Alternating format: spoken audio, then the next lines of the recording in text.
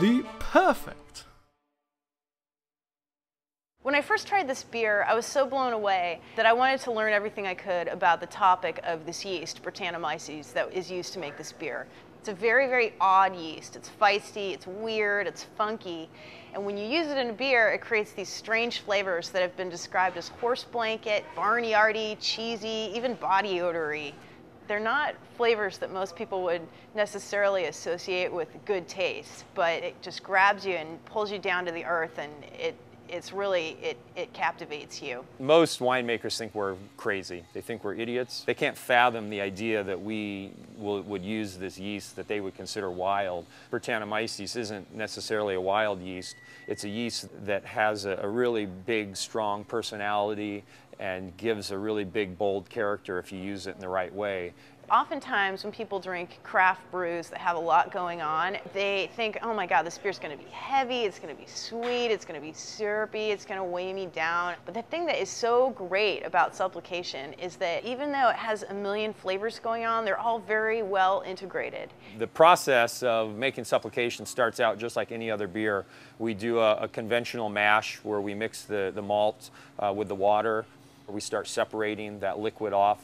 We bring it to a boil, we add the hops. From there, the wort, or the unfermented beer, gets cooled off. We ferment Supplication with a Belgian yeast. That ferments pretty warm. We can create a lot of big fruity character to the beer. And so at this point, we have a flat, non-carbonated Supplication that instead of being carbonated, we pump to another tank, add the Brettanomyces to it, mix it up, and then add it to the barrels.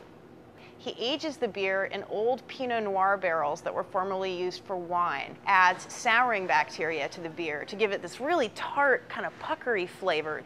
And before he ages it, he adds sour cherries to the brew, so you have a slightly cherry, fruity flavor going in there as well.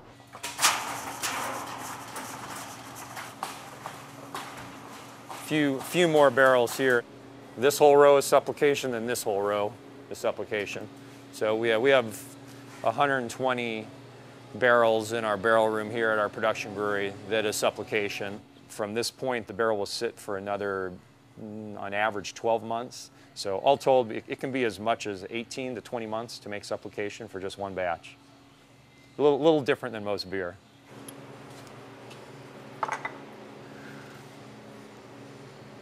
This is only a few months old now. Probably smelling the cherries. I love it at this stage, but it still doesn't have the acidity that sort of is Supplication's signature. Even in its unfinished state, it is still my favorite beer.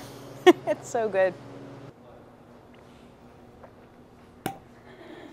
To me, this beer has the complexity of wine with the layers of flavor, but it's not cloying or too sweet.